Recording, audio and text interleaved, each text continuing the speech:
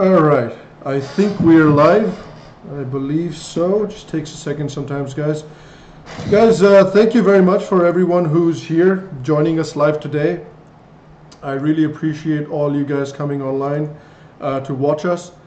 A lot of you have been wanting to do the show again and invite the Apostate Prophet on again. So it's a real pleasure of mine to invite the Apostate Prophet back to the show.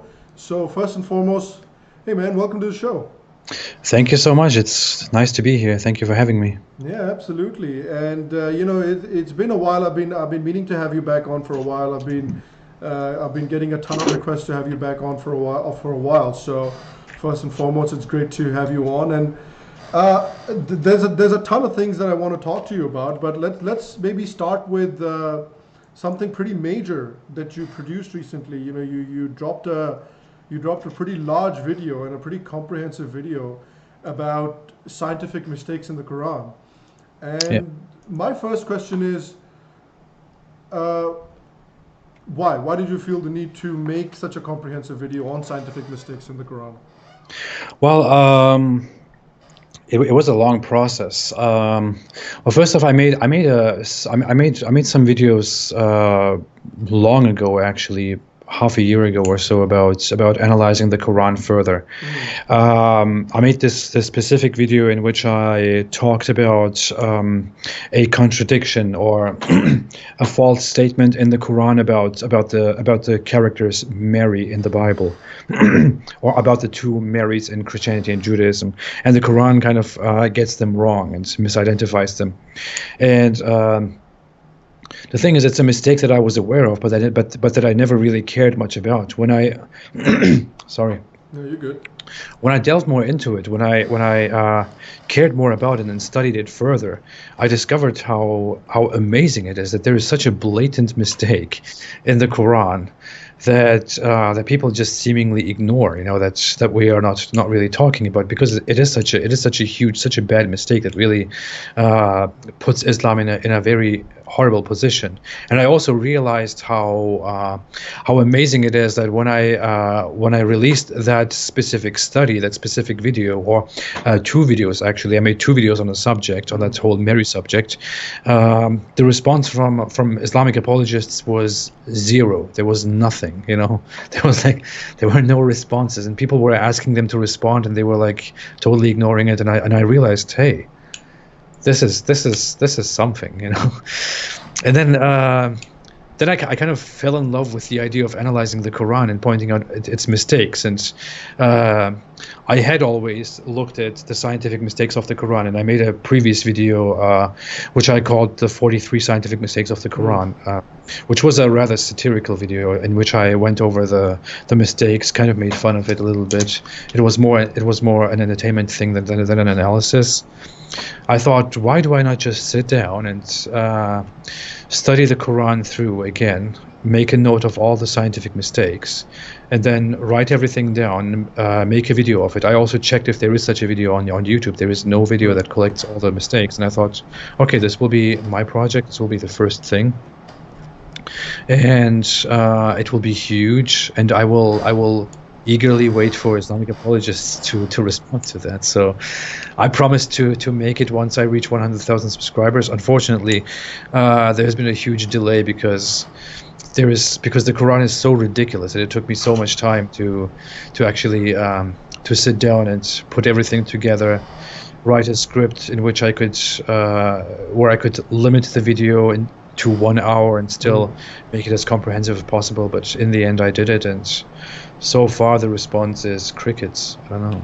Right, that is very interesting, and I want to come to that really quick, but I want to talk a little bit about the sort of motivation behind making this video, because one of the things that I see when it comes to Islam and sort of religion in general is that the religious books are seen as infallible, that there can never be anything wrong with them. Particularly when you're looking at Islam, it is supposed to be the perfect religion, the most perfect thing ever created. So if you're actually creating a video where there's, not one, not two, but numerous clear scientific mistakes, in the 60. text, yeah, scientific mistakes in the text. What does that say about, about the perfect nature of the religion as well, Yeah, well, it is.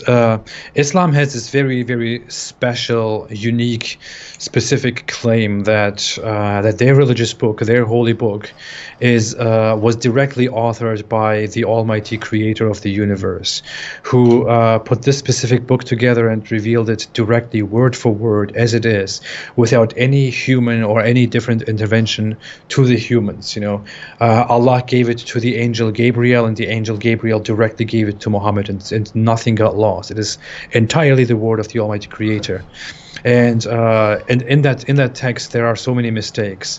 Now, there are some excuses that are being made. Some people who are not really very familiar with the issue say, well, it's just a religious text. It's an old religious text. Of course it has mistakes. What is the big deal about it? The Bible has mistakes too. Oh, yes, of course. But the thing is, no other religion, no other book makes this claim that this specific book is directly, word for word, the word of the Almighty Creator, that there has been nothing changed about it, that there is no human finger, no human pen on it at all. Islam is the only one that makes this claim. So if there is only one mistake in the Quran, one mistake about the nature of the world or about anything, about a historical fact, then it means that this book is wrong, that it is not factual, and that means that the entire religion is false, because the entire religion rests on the claim that this book was sent by Allah directly, and that everything it says is true, and Right. that's why Islam is the right religion. If the Quran has a mistake, has only one mistake, this means Islam is a giant fraud. And you can't say the same about any other religion, because if for any other religion you could explain it in some way, because it's humans who make reports, it's humans who write things down, it's humans who get inspiration, whatever. But Islam is the only religion that really has this. And Right. it also says in the Quran itself, it says, have the people not considered, or something like that. If there was any, if this book was from any other than Allah, then they would definitely find therein a contradiction or discrepancy. The book itself makes that claim.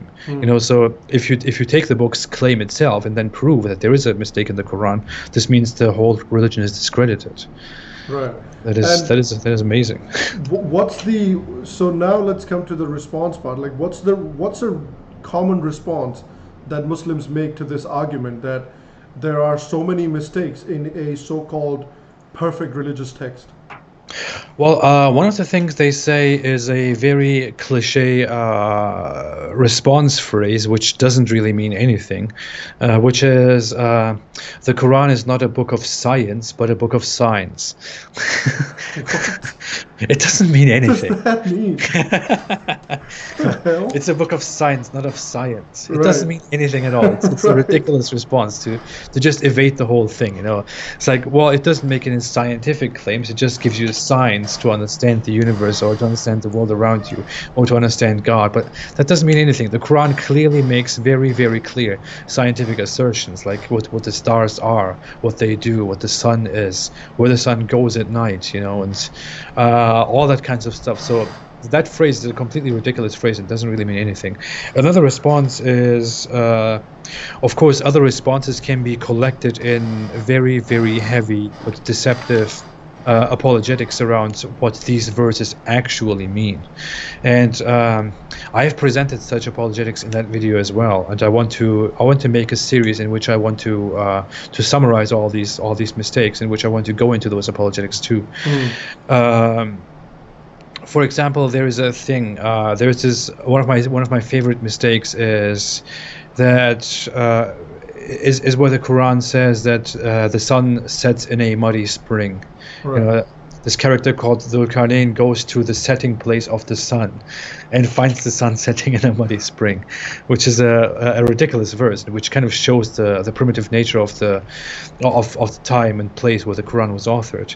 Now the Islamic apologist comes out and says in response to this very, very clear mistake that I am just misunderstanding it. I am the one who's misrepresenting what clearly stands there.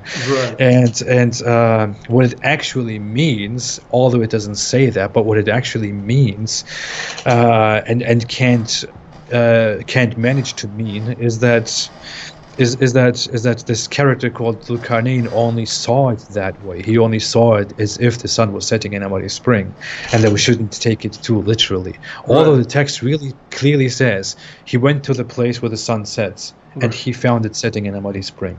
That's really directly what the text itself says. Stuff like that. I mean, the apologetics are very poor. For some mistakes, there are not even any responses because you can't come up with any responses. Right. But that's about how the responses are. Yeah. That is interesting, because you're thinking that this is the word of God, and this is the infallible word of God. This is something that's perfect, cannot be changed, so on and so forth. At the same time, if God's trying to get a message across to his people, he's saying, hey man, listen to me, this is what I'm trying to tell you to do. Why would he put so many riddles and wordplay in there? Why wouldn't he just say, this is where the sun sets, bro, deal with it? That's the issue. The Quran could have. I made a few tweets after this whole after I released this whole thing. The Quran could have given people very clear instructions, very clear descriptions of things around us that people of the time didn't know. That we could have understood later and thought, wow, the Quran actually told us that. But no, there is nothing like that. The Quran gives us ridiculous narratives about how the sun has a resting place, and the stars fall down from the sky, and the sky falls down, and whatever. And we somehow have to ignore the text now. In the 21st century, we have to look at the text and say and think, oh, the Quran doesn't actually mean what it says here. It actually means something different. We shouldn't take it so literally. But what kind of logic is that? What kind of God is that, who is at the same time trying to invite you to this religion, and who's saying if you don't believe in it you will burn in hell forever, but at the same time he's also putting these weird things into the text that could confuse any normal person, where you have to think about it more and think about it metaphorically so that you can understand it and save yourself from hellfire. Right. And what kind of absolutely ridiculous, stupid logic is that? It doesn't make any sense at all. And this book is supposed to be made really for humans to be guided, for all humankind and other creatures to be guided. But it is full of hidden weird language, full of weird metaphors that would confuse any random person. So it is really weird. Yeah, that's very interesting. So far, have you had any kind of rebuttal to the video that you've made for the scientific mistakes? No, that's what I'm so surprised about. I mean, I received so many messages, so many people. I've seen so many of those regular apologists who like to talk about me say stuff like, "Oh, he's going to make the scientific mistakes now. I wonder what he's going to say. Ha ha ha. We're gonna attack that. We're gonna debunk that. Whatever." But one week has passed. I haven't seen anything so far. No response at all. Really, no response at all. And I'm. To be fair, it's a 1-hour video with 60 points, so I want to give them some time with this and see what they come up with. But I'm really waiting for them to give me responses, because it's part of the plan. Because I want to take those responses. I want to include everything they have to say. I want to be fair in this. I want to include all their responses, all their rebuttals, and I want to go into it and make another series of videos in which I will discuss all their rebuttals. Right. All right. Well, yeah, I think that's fair. Let's give them another week or so. Let's see what they come up with. There's a super chat here that I want to just quickly acknowledge. Shashidharan, thank you very much for the super chat. He has a question for you, Ridwan. He's wondering, what's your advice to the closet atheists in Islamic regions? How do you think they can best express themselves without getting in too much danger? Well, I would always. It's a difficult issue. I would always suggest using anonymous platforms or anonymous names and accounts online to find people who think the same way. I would also suggest trying to really connect to other people from the same culture because many people. Even people in very secular countries like Turkey, for example. When I was in Turkey and I stopped believing in Islam, I thought I was the only one. I thought there was no one else, and that's how That's how people who don't believe or people who leave Islam think when they are in such countries. They think they are the only one. There is no one else around them. But then when you start looking for it, you actually realize that there are a lot of people who are in the same boat. Who also don't believe in this specific thing, but they don't want to make it public, and they have a platform where they share. So I would always suggest sharing. I would also suggest becoming independent, trying to live your own life, getting out of the life of parents if you still live with parents. Possibly, some people prefer moving to different countries. Also a good solution. I don't know. Yeah, I mean, I feel like the internet's been such a blessing for a lot of these people, Absolutely. because earlier, pre-internet, like some of these people, if you're having doubts, there's literally no one you can talk to. So you just either live in the closet and that's how you spend your life, while you maintain this facade outside of the closet. But now you're actually able to, even if you're under a pseudonym or something, you're able to get out there, you're able to talk to other people, and eventually maybe if you talk to enough people, you can gather enough courage to maybe come out and be like, you know what, this is how I genuinely feel now. Absolutely. Well, the internet is revolutionary. We live in such a time now where things have changed so quickly. We make the progress that we used to make in a few hundred years or in a few decades. We make it in a year today because of the internet. We can communicate with other people from the other side of the world and can exchange opinions, can experience cultures. We can find so many different opinions. We can be anonymous and share everything that we can't share in society. It is really great. I think it has helped me a lot, and I'm sure it helps many others who need it. Right, right. There's another super chat here from Yashwan Naik. Yashwan, thank you. Says, great work, guys. I'm a huge fan of Sham and AP. Thanks very much. Thank you. Yeah, Thank you much so much. appreciated.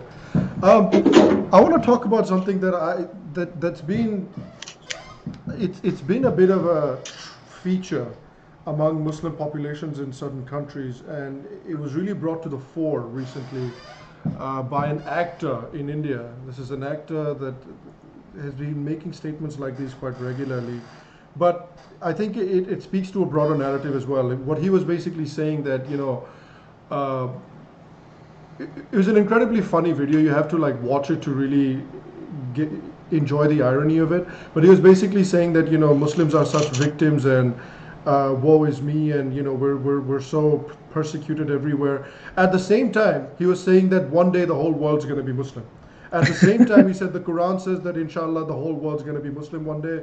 Quran says that inshallah every person in India one day is going to be saying there is no God but Allah and Muhammad is his prophet.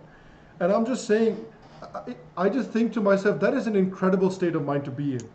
Being a victim and being a supremacist at the same time.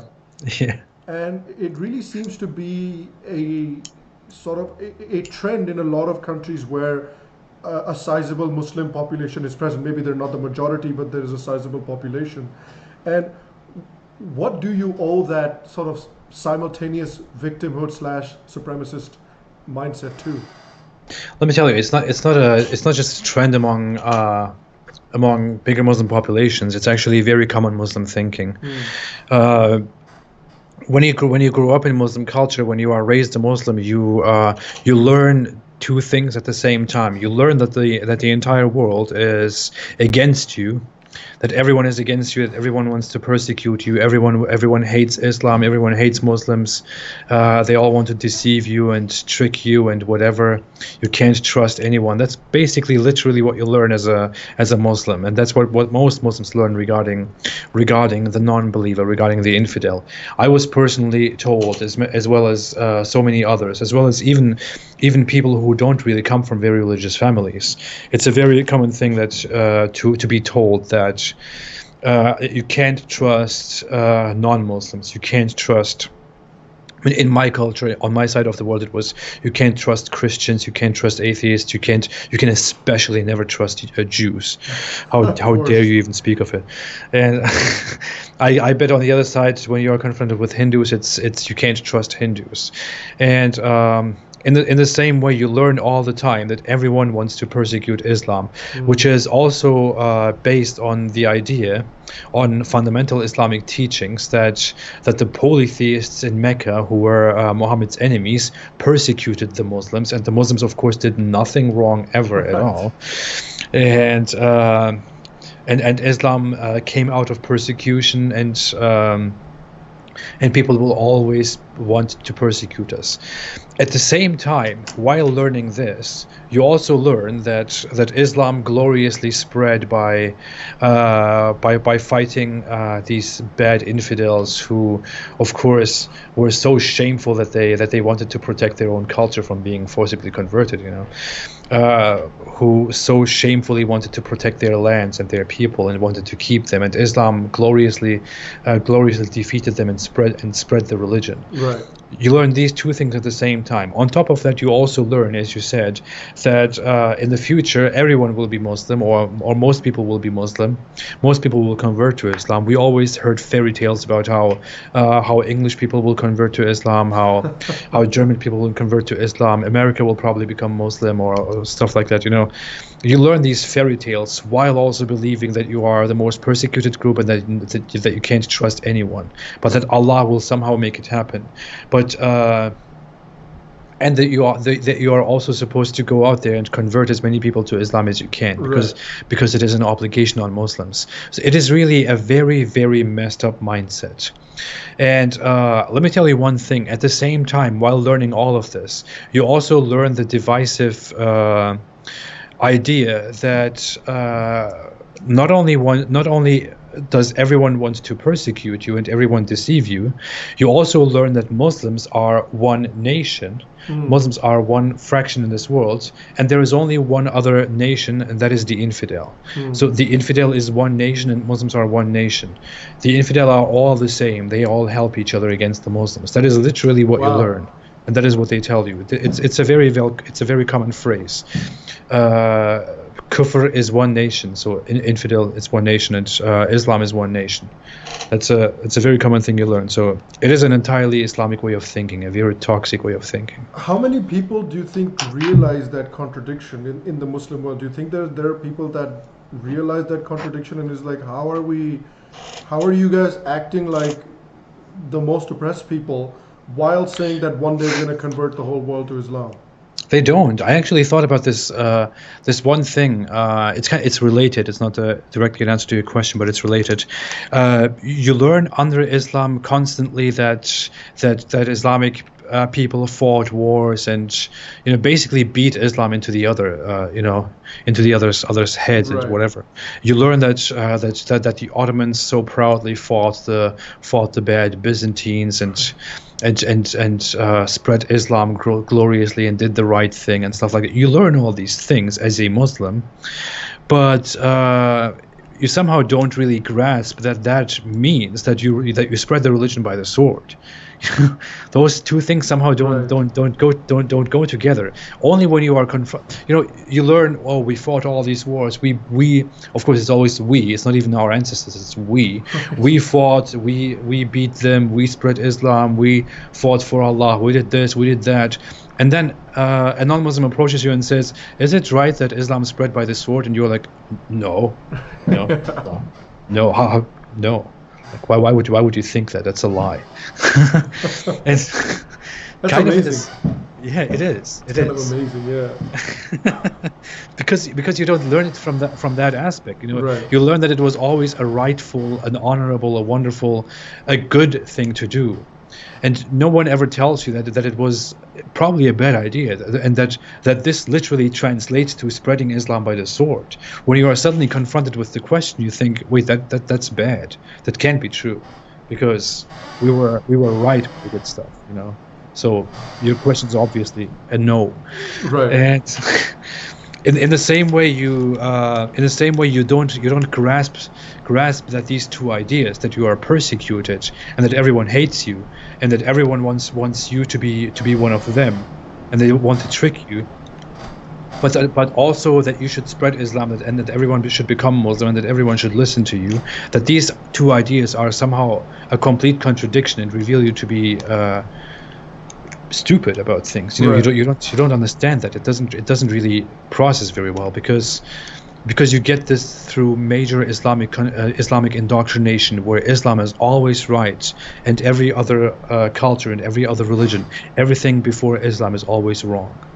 Yeah, that brings me to another interesting question, at least from my point of view, because one of the things that I've noticed is the issue that I particularly tend to have, or people from my culture or my background tend to have with Islam, is the idea of exclusivity, the idea of exclusivism. That, like you said just now, that we're the only ones that are right and everybody else is wrong, and we're the only ones that have the correct answers, and everybody else is plotting against us. Everybody else is evil, and everybody else is the oppressor.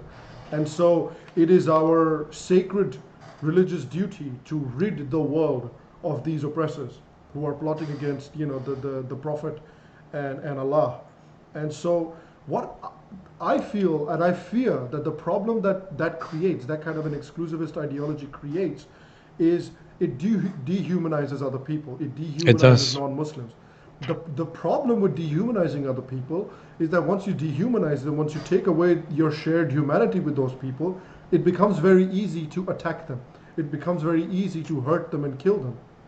And I am 100% fully aware that not all Muslims are like this. There are many Muslims that just want to live their lives peacefully and get on with their lives and get on very well with their non-Muslim neighbors. But I'm saying that as long as such an ideology or such a way of thinking, such an exclusivist mindset exists, there are always going to be people that will take these words seriously, because that's how they're meant to be taken, right? Yeah. And Yeah. so they're meant to be taken seriously. So is there any surprise that there is a significant proportion of the Muslim population that takes these kinds of words seriously, and that goes ahead and dehumanizes people of non-Muslim cultures? So I wonder, like, the people who do not take these things very seriously, or who do not feel anger or hatred towards their non-Muslim neighbors, I wonder if they realize this problem that exists inherently in their philosophy. Well, they don't. I mean, you summarize it very, very, very well, actually. How Islam paints its opponents as always at fault, and your own side always on the right side, which justifies basically everything. And as I just said, you learn this under heavy, strong Islamic indoctrination, which is I would definitely argue the strongest form of religious indoctrination that we have. And as part of this indoctrination, you always learn that I know that the answer is kind of in the question itself. You learn that you are always right, Right. that the other is always wrong. And if you learn that you are always right and the other is always wrong, and that you somehow have to correct the other, then you won't grasp the idea that what you are trying to do might be probably the wrong thing to do. Even if in the world we are currently talking about how these strategies, how this whole mindset of trying to forcibly change other people um, was divisive and wrong.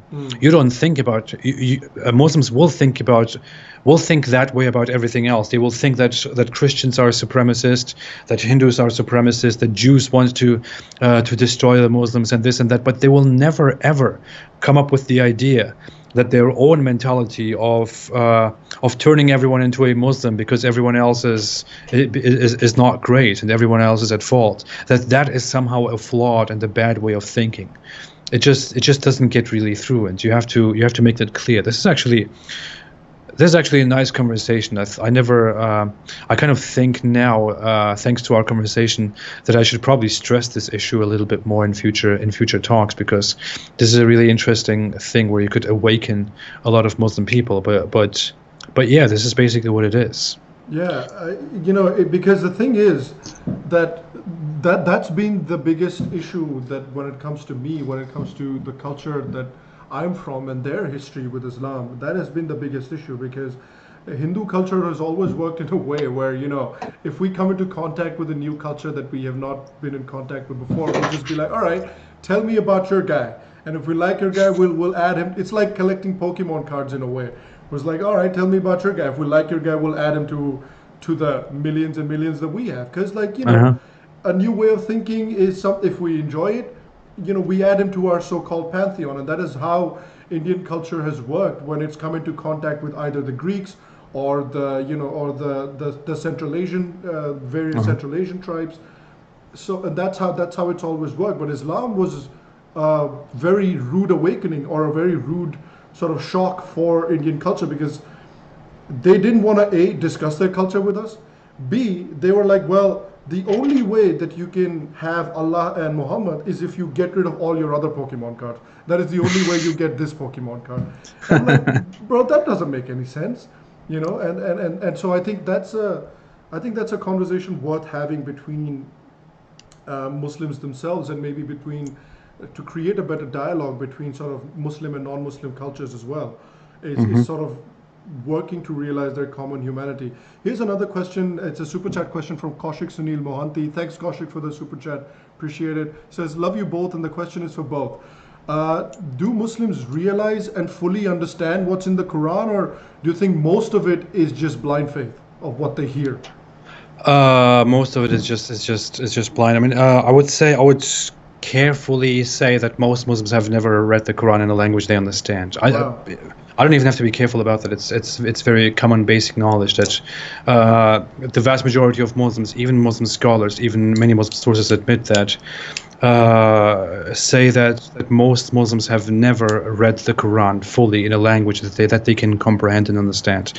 When you publicly say that Muslims don't read the Quran, some come up with this ironic response saying, what are you talking about? Muslims recite the Quran every day during prayer. Well, okay, but how do you really do that? You recite specific verses during a prayer, and you recite it in Arabic, in an old Arabic language that not even current Arabs can understand, or that not even current Arabic speakers can understand. And Arabic speakers are a minority among Muslims.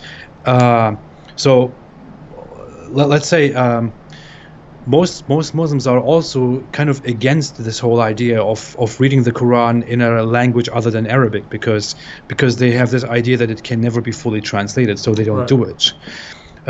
Which is why they think it should be read in Arabic in order to properly understand it. But most Muslims can't understand and speak Arabic, so they have to rely on advices given by others.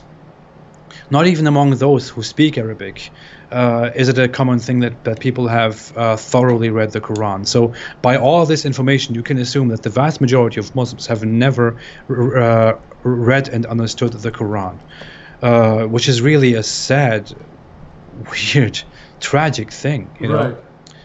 I mean, when you leave Islam, it's not like you have 20 books. It's just the one, man. Yeah, yes, and it's not even a huge book. It is quite long and very, very extremely boring. It is very, very painful to read because it's so repetitive and so full of just garbage. But I'm sorry for being so disrespectful on your channel, but that's but yeah, I mean, it's not even a big deal. You can sit down and read it, and we are in a time where we have acknowledged that you can translate basically everything. Right. We have translated the most ancient languages the best way, where we can sit down and understand them. But some people still claim that you can't fully understand the Quran because they have to make excuses. Right. But we have translated the Quran. We have multiple translations of the Quran. I'm a student of linguistics, and it is a very common thing in linguistics that you get certified for translating a very important piece of literature, of writing, and especially if there are more versions of something that has been translated, then the reliability of it increases more and more and more, because you can put those translations together, and you can kind of understand what is really being said when the translators make different translations of a specific text. So you can really sit down in today's time and read the Quran, but most people still haven't done it. But if you are an ex-Muslim and you leave Islam, and you have many among ex-Muslims who go out and criticize Islam also have read the Quran. I have personally read it multiple times, numerous times. But you are told that you don't understand Islam because you left it. But so many Muslims do apparently understand the Quran, although most of them have never read the Quran. So it is really a very ironic, a very funny thing, which is why I want to make it kind of my mission to go out there and to talk to people about Islam, about the Quran, and to inform them about what really is in there. Right. Because you see how many people are very ignorant about it when you tell them. Right. It's very interesting because there's one thing that I find that is sometimes really missed in the criticism of Islam, and there's a couple of ex-Muslims that I've spoken to, and their talks that I've watched, and their listened to their journey of how they became an ex-Muslim.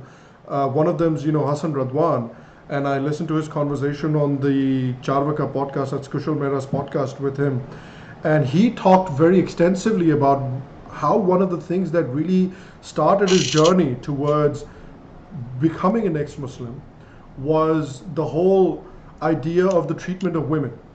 And one of the most interesting things that I find, and one of the things that I really think that the liberal contingent all over the planet sort of misses a little bit is, they talk about, hey, criticism of Islam is basically Islamophobia, which it's not, which is a silly word. But at the same time, they talk so much about we need to bring women up, we need to believe women, and this is the women's time, and so on and so forth. But they're blissfully unaware or ignorant and turn their backs to the way women are treated in Islamic society, or how it is sanctioned within Islamic text on how you should be treating women. And why is that? Like, why ignore that such a major aspect of a philosophy just so you could shield it from criticism? Well, first of it was a major dilemma for me too. I mean, I grew up in Germany. I moved to Turkey, and one thing that bothered me so much in Turkey was how women were poorly treated in Turkey. Which is not even a very religious country, which is kind of a secular country. But and later when I became very religious and I read the Quran, I realized that this whole thing was coming back, because the Quran is pretty horrible to women. So it is completely justified to say that this is a good reason to start doubting Islam, and many people do so. What is very funny is you come to the West, as you say, and there are these excuses made, and the criticism of the Islamic treatment of women, of the Islamic world's treatment of women is completely ignored, shut down, and whatever. I saw even this morning. Yasmin Mohammed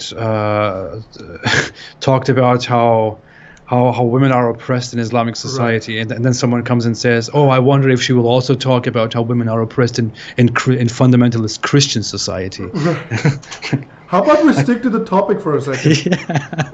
First of, where have you ever seen that? Secondly, we are talking about Islam.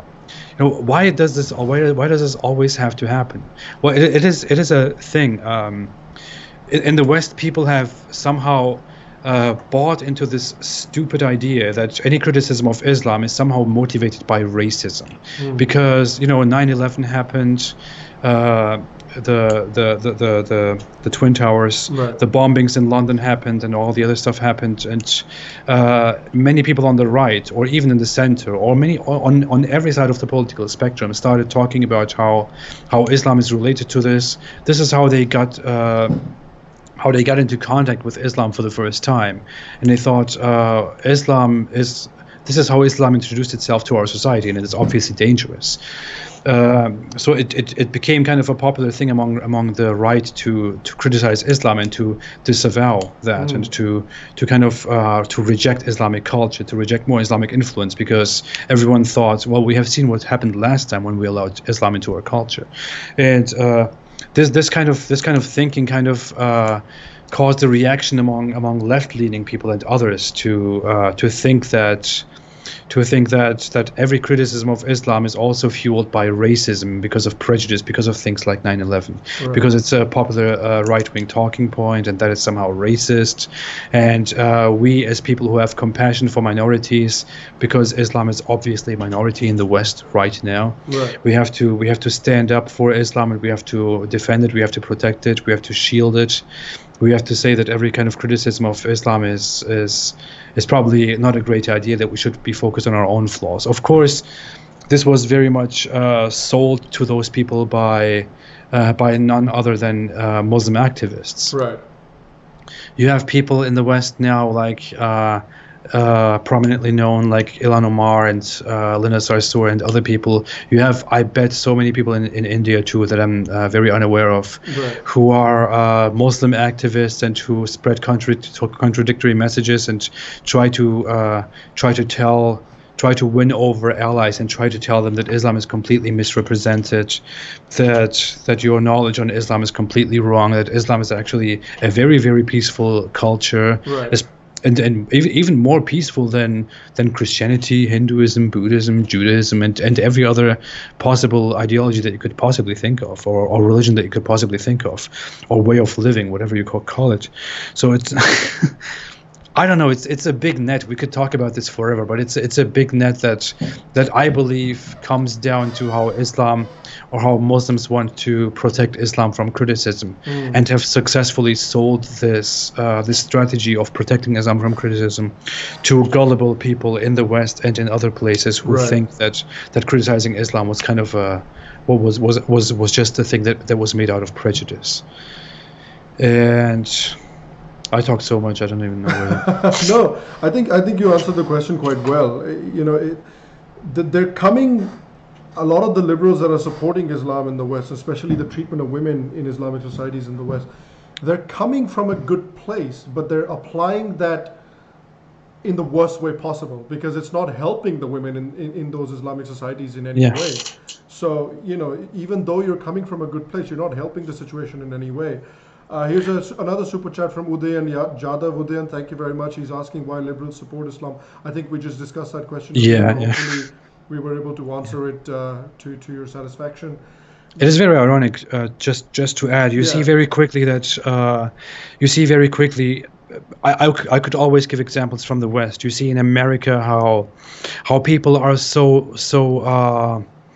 fiercely going out and protesting abortion restrictions because they think this is an absolute oppression of women by conservatives, by right wingers, by Christians, and this and that. You know, abortion.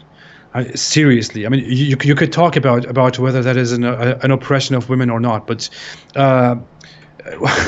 we are discussing that people think abortion is something that shouldn't be done because it is immoral, it is religiously considered immoral, and whatever, and many voices think that is an oppression of women, but they can spend no second on talking about whether forced hijab, male guardianship, the obvious oppression of women, where women have to stay home in society, where women are beaten, where marital rape or any kind of other rape is completely justified. That all these things are kind of are oppression.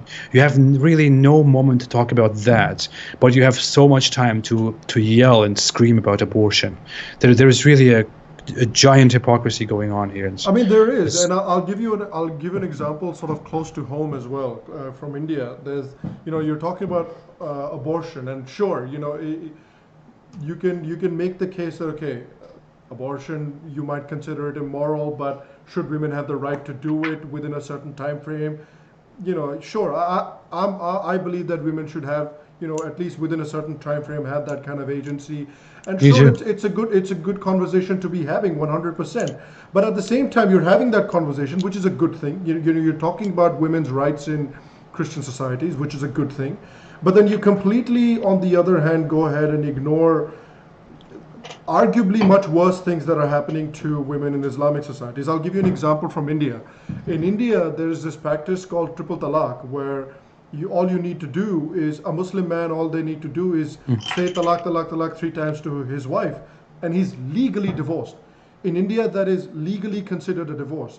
So Indians like to give Pakistan so much shit about, being a failed state and useless country and all of that stuff, but even bloody Pakistan has banned triple talaq, but India can't get itself to ban triple talaq because we're too secular for our own good. So, and so right now there's the current government is bringing out a bill to overturn the whole triple talaq and make it illegal. And even now it's facing such stiff resistance from the Islamists and from the liberal class, because they're saying, oh, it's the Hindu government trying to target the Muslim communities. And I'm trying to think, how is that targeting the Muslim community? If you're saying that if you make saying talaq 3 times and divorcing your wife illegal, how the hell is that targeting them? You're basically trying to save the woman's life here. Of course. It's absolutely unbelievable to me how that is considered to be an okay practice. Even the practice of nikah halala, which you know what nikah halala is, you Yeah, yeah. know, even that practice is okay in India in a lot of places, and is still practiced because that's how if if you do a triple talaq and divorce your wife, and if you want to get your wife back, then they must consummate with someone else first before they come back to the husband.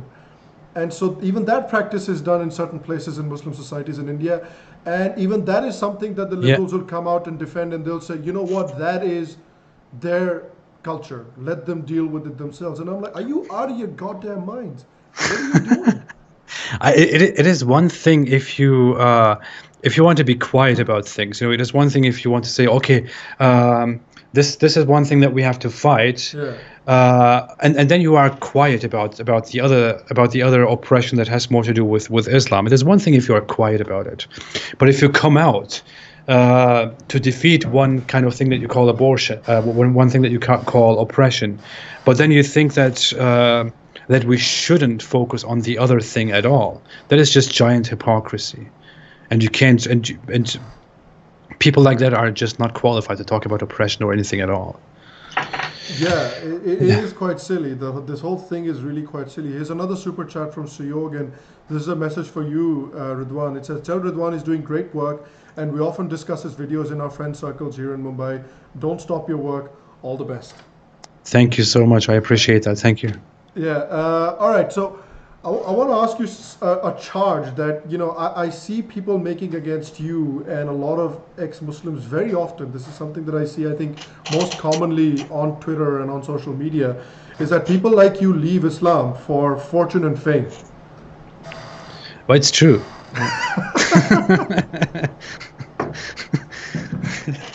So there you have it, guys. It's 100% true. Yeah. Why wouldn't I? Anyone would do that. Yeah, and I mean, they say that they're ignorant, they don't understand the religion, and that's why they leave it, because that they find that they can get paid. Yeah. Well, I thought about one day. I was again praying on my prayer mat, and I thought, what am I really going to do? How am I going to be successful in this world? How am I going to have a lot of money, be rich, have lots of sex, lots of women, and this and that?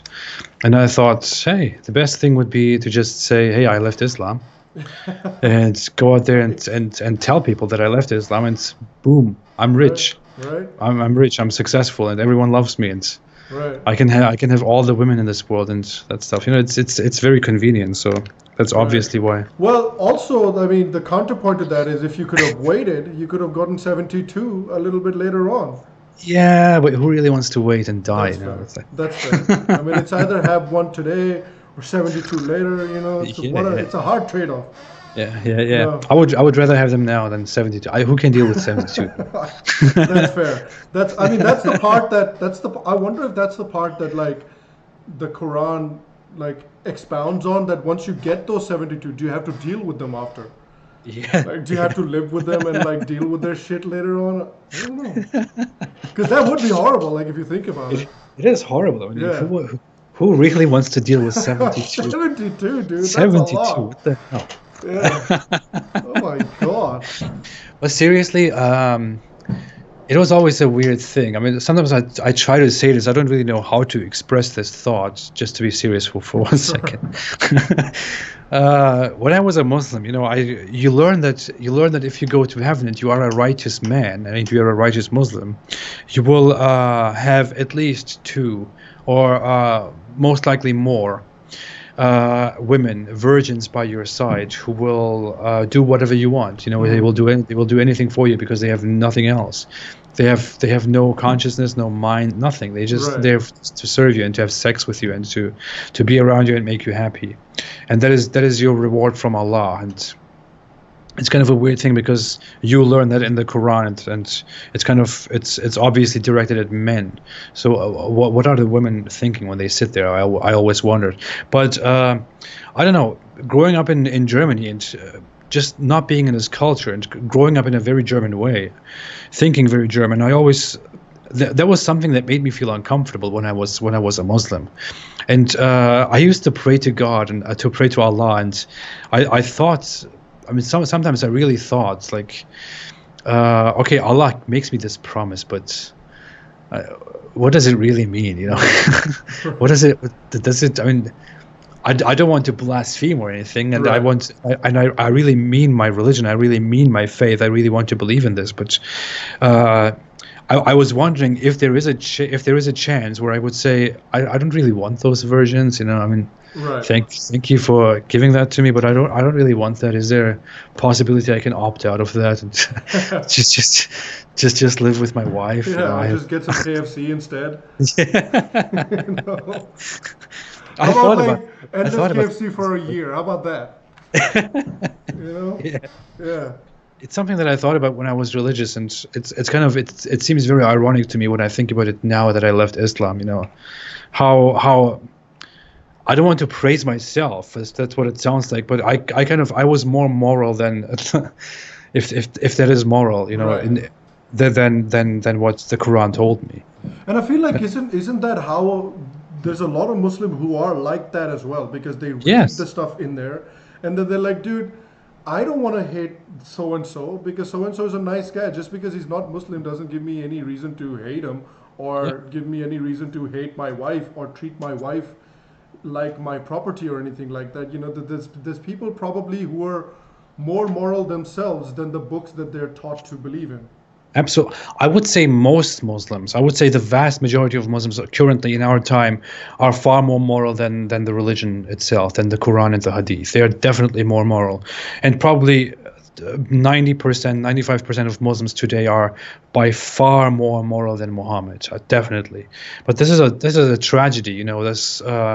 This religion gives you a very clear doctrine, a very clear set of ideas that is incredibly immoral, incredibly unacceptable, especially in today's time, especially in terms of the treatment of minorities, the treatment of women, interreligious, intercultural relations, and so on. And many believers of our time who grew up within that faith, who are born into it and grew up with it, actually are much better people than what this religion teaches them. And they have a problem with it. They have a conflict with it. I mean, I see it. I see people trying to come and. I see people trying to come and trying to defend Islam and say stuff like, "Well, this is not what I learned. You know, this is not what Islam is. I mean, Islam is much more beautiful than this. You are making all this stuff up." Right. These people are mostly not lying. They are not lying. They are just ignorant because they don't want to be what Islam is. But they also didn't learn it that way because they always learned that Islam is a fantastic, beautiful, morally right religion. They learned that it is the best way to live. And they just can't reconcile these things. They just can't combine their wish to be better with the reality that Islam is a morally incredibly unacceptable religion. So, you know, it's not always, to be very fair, it's not always about how Muslims are bad, or how they are very, very poorly, how they are morally very poor, whatever. It is definitely a fact that many Muslims are much better than the Quran, are much better than the religion, and are much better than Muhammad. Right. It's sad that they have to be trapped in that. Yeah, it is, and that brings me to an important, question as well. And I feel like there's two very distinct camps within the sort of ex-Muslim or Muslim reformist community. Is that, do you think that Islam can be reformed? No, No. absolutely not. I mean, I made a talk about it before, and I believe it can be forcibly modernized. You know, Okay. but that is not the same as reform. By forcibly modernized, I mean Muslims are also people in the end, as much as they are indoctrinated with Islam, and they want to. They are born and brought up into modern times that are so quickly changing, so quickly developing, so quickly evolving, and there is so much intercultural, universal influence among cultures in our time. So they are obviously exposed to different ways of thinking and living, than their own. You know, Muslim people are watching American movies, and you obviously can't combine it with your Islamic way of living. You know, it just doesn't work. There is a conflict, and when an Iraqi person who lives a religious life goes home and watches American movies on TV and then realizes that there is something wrong, then what they do is they want to live their religion, but they also want to live according to that ideal world that they see on TV, which they obviously like because they watch it, and this whole conflict and this whole quick development in our time will definitely force Islam to become more and more modernized. Right. People will less and less practice Islam. They will more and more be eager to keep up with the modern world, while also still claiming that Islam is absolutely right and flawless, and that Islam wasn't bad at all. So that is kind of what I want to call forced modernization. You know, they will be forcibly modernized, but reform is not possible. There are some movements within Islam who want to reform Islam, who want to bring a different perspective, a different way of different movement of Islam, but they're a very fringe minority. The accepted movements are very clear. The Quran is to be taken literally, the Hadith are to be accepted, and scholars already decided what is right and wrong 1,000 years ago, and we have to follow that. That's what Islam is, and that's what it will be. Yeah, I feel like if there is to be reform, it needs to be on three fronts. It needs to be on the front that you stop claiming that you have the exclusive knowledge to everything, because that is patently untrue. You stop, because if that were true, then the rest of the world would not be making the scientific advancements and the cultural advancements that they are. So that has been patently proven to be false. Secondly, that those that do not think the way you do, and those that do not have the same background as you, have an illegitimate culture, and their culture is wrong and they're sure to burn in hell. That is also patently untrue, and so that is something that you'll need to get rid of it from your culture. And the third is going to be how the treatment of women is. You know, those three things are going to be the three major pillars on how reform happens, if at all. And so I think that if that does happen, if those three things are addressed, is it even Islam anymore, or is it just something else entirely? You know what I mean? Because those three things are so intrinsic to what Islam is. The question of, I have all the knowledge, that Muhammad is the prophet, he got the final knowledge, there are going to be no more prophets anymore, everybody else is wrong. It is so central to the idea of Islam that if you change that, is that whatever comes out of it, is that even Islam anymore? You know what I mean? So that's what I feel about when I think of Islamic reform. So Islam would need to change quite fundamentally to be Absolutely. reformed, right? Absolutely. It would have to. I mean, as said, there have been reform movements within Islam that try to spread the notion that most of us have misunderstood Islam, that Islam is actually not this. There's actually there is this guy in America who is trying to reform Islam, kind of in his own sphere. Who thinks that Muslim actually means peacemaker, and that Islam means peace, and that that Islamic scholars have vastly misinterpreted Islam and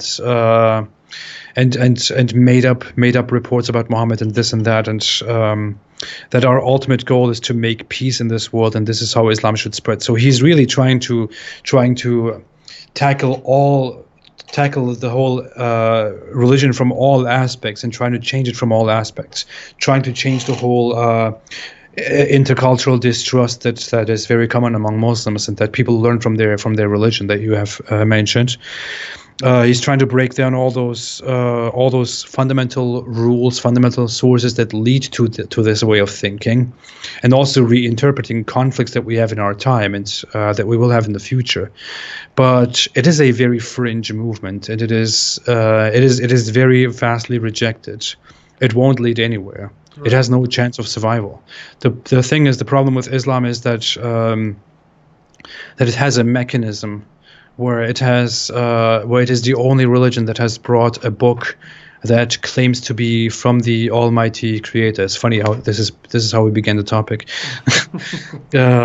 Islam is the only religion that has managed to do something like that. It has a book that is from the Almighty Creator. Every word in it is directly from the Creator. Nothing in it can be doubted. Nothing in it can be changed. Nothing in it can be denied or rejected. And as long as that is the case, Islam will be the bad religion that it is. And there are some movements within Islam too. Just to add a quick note. There are some movements that call themselves Quranist movements, for example, that go only by the Quran, that reject stuff like hadith, stuff like reports about Muhammad's life in quotes. Right. And those tend to be much more peaceful because they reinterpret the Quran in a different way and don't adopt all the toxic stuff in the hadith. But not even that works, because in the end you realize that the authenticity of the Quran is similar or equal to the authenticity of those reports about Muhammad. You either have to accept both of them or you have to reject both of them. Right. So it's just a giant. It's a mess. It's impossible, and I firmly believe that there is no chance to reform Islam. I want to throw it into the trash altogether, and that's what I'm. That's kind of what I'm doing. Because I genuinely feel like, I think there's a space for spirituality in the world and among human beings, because I think human beings are a certain funny kind of creature where they're not fulfilled once their basic needs are met. They long for other things as well. So I feel like there's a space for spirituality in the world, but I do think that spirituality needs to be kind of like a supermarket. You kind of take from, you do your research, you look around, you walk around, you see everything that's available, you pick and choose from what you like, you get rid of what you don't like. I mean, isn't that how spirituality should evolve, rather than, hey, Yeah. I put down this marker 1400 years ago and nothing changes. I put down this marker 2000 years ago and nothing changes. Reform is not allowed, change is not allowed, because this is the final word. I mean, how do you expect any progress to happen if you lay down, strict rules like that? If Muhammad said, this is my time and this is how I feel like right now, but maybe as the world evolves, smarter people will come around and they'll be like, all right, let's change this. If he put that in the Quran, who knows what the Quran would look like today? Maybe it would look quite different today. If he said, there's totally space for change whatever. Like if you guys develop an iPhone, change that shit and put that in the Quran. You know what I mean? Yeah. Yeah. The funny thing is, many Muslims feel very proud of the fact that Islam is the only religion that has a book that can that hasn't been changed, that has been preserved forever, because they think that other religions somehow are supposed to have that same thing too, but have not, which is why they are false and weak, which is very weird logic, and usually people don't understand Muslims when they say that. But I agree with Muslims that it is one of the qualities that makes Islamic indoctrination and tradition very strong, and that makes Muslims very strong, because it teaches them that this is the absolute truth, the absolute message. There is no change to it. There is no question asked, nothing at all. You have to follow it exactly, and everyone follows the same thing, and that is what makes Islamic tradition strong. But it is also what makes Islamic tradition extremely inhuman, and what makes Islamic tradition extremely cruel and dangerous to the rest of the world. Humans are always prone to change. Humans always need change. We always need discussions, and Islam doesn't make it possible, which means it is, which basically means that it is not a good idea. Right. There's another super chat is from Ganges, and there's another message for you, Ridwan. It says, Apostate Prophet is incredible. I'm following him since 2017. I just want to thank him for everything he's doing, and I hope he's safe from IEDs. Oh my God. Thanks, dude. Thank you so much. Thank you. Yeah, this is what I genuinely feel like, because, and again, I know we just talked about it, but this is something that has been true of ancient cultures in general, and I think Hindu culture in particular. And I'm talking about it obviously because that is my experience, and that is one of the last ancient cultures that is alive today. and so I think it's relevant in a way where it it doesn't proclaim to be the arbiter of the truth. It understands that people have different journeys, people have different acumen and understanding. So one size fits all approach cannot work. It simply cannot work. People are way too different. And so, you know, what's interesting to me from a Muslim point of view is when Muslims say, "Oh, this is idolatry and it's so bad." It's in a way a kind of a personalization method. It's like you can personalize the way you want to see God or any deity or something like that. It's a way of personalizing your relationship with whatever the hell it is that you believe, you know. So for you, God could be a mountain, as it is in like Native American culture or Maori culture in New Zealand. It could be a mountain, could be a deity, and an island could be a deity, or it could be a statue of He-Man. I don't know, but like a statue of He-Man could be a deity. But the thing is, as long as you're not hurting people, as long as you're not saying that this is the only way to do it, as long as you're not saying that this is scientifically correct or anything like that, I mean, what's to stop you from finding your own spiritual path? You know what I mean? Sorry, go ahead. No, you finish. No, I was pretty much done. Go ahead. Well, Islam has this thing. It has kind of adopted and completely misunderstood Judaism. You know, Judaism was a nation religion that had this idea that this is our belief. We are the people of the one God, and we have to obey Him. We have to follow Him. We have to stay loyal to Him, so we can be great and glorious and protected from this and that. You know, whatever. That's how Jews developed, and that's how Jews kind of took their history. They had their own religion. They rejected their idols before, and they thought this is the way we go. And Islam came several thousand years afterward and suddenly adopted the idea that idols are wrong, but not only that idols are wrong for us, that idols are wrong for everyone. And we have to destroy them wherever we find them. You know? Right. It is a giant misunderstanding of how Judaism started and came into this world, and it is still going on and trying to do its thing. So yeah, and I think the other anger, I think one of the key sources of anger for the Jewish people probably comes from Muhammad's interaction with the Jews, because there were many villages. There were many Jewish villages that Muhammad went to and preached to who did not take him seriously at all. Yeah. And I can imagine for someone with a bit of an ego, that would probably upset them a lot. Of course. Yeah. According to reports, they made fun of him. They came and challenged him, and they ridiculed him, and they thought, you're not the prophet. You know, what is this? Right. So he became very mad, and he declared them their giant enemy. Right. And isn't it incredible? Like if you stand back and think about it for a second, just from an unattached perspective, isn't it incredible that one guy didn't like Jews because they made fun of him because he was making some claims that were unsubstantiated. Because of that, you know, almost like, well, I'm not going to say every single one, but like a very large number of people hate Jews as their mortal enemies. Isn't that an incredible thing? It is incredible, but that's what such strong indoctrination does. I mean, you can even read that today. You can go on specific websites that teach you and answer questions about Islam. I just recently went on one that was a fundamentalist website, and I was reading about the topic on Muhammad's death and how he was killed by a Jewish woman who poisoned him as form of a revenge, because Muhammad's armies killed her tribe and family, and she poisoned Muhammad and killed him.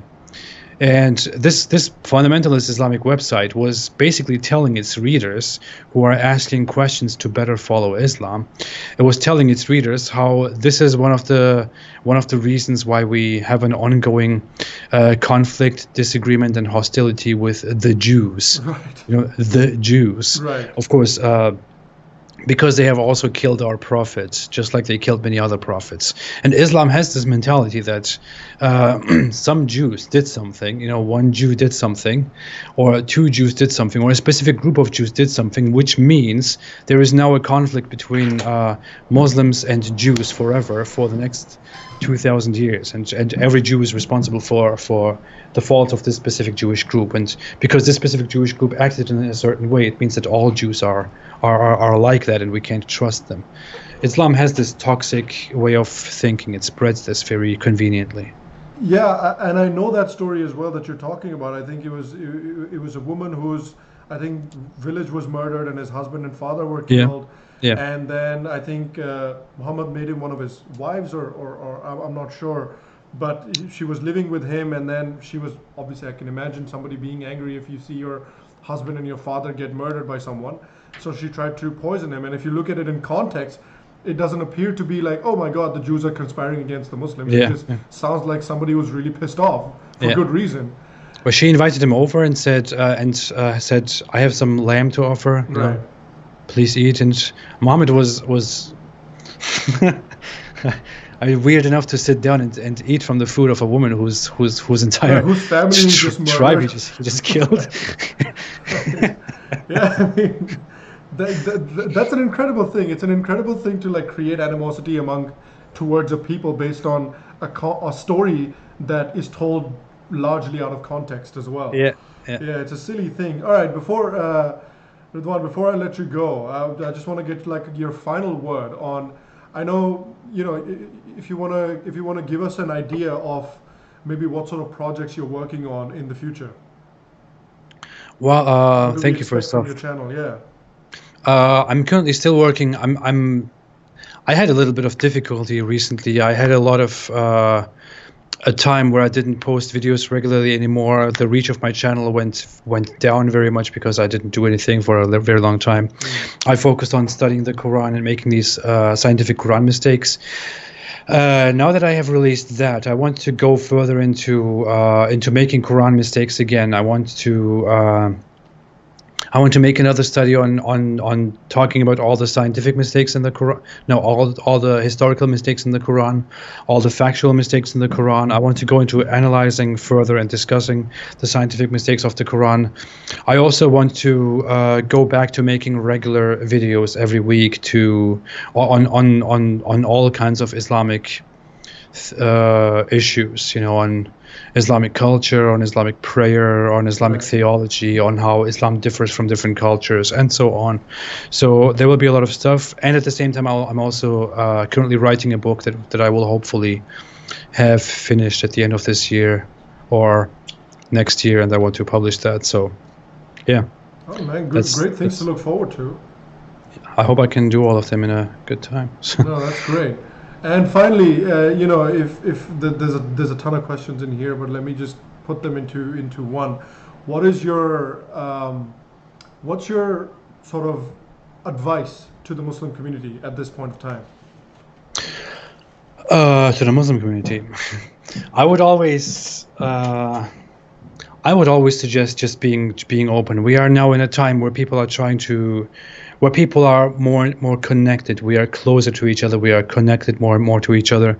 We are able to talk to each other. I would always suggest to everyone, but also especially in this case to people of Muslim culture and Muslim background, to be open about your own beliefs, to be open about your own tradition and your culture, and to not to be afraid to just openly talk about things.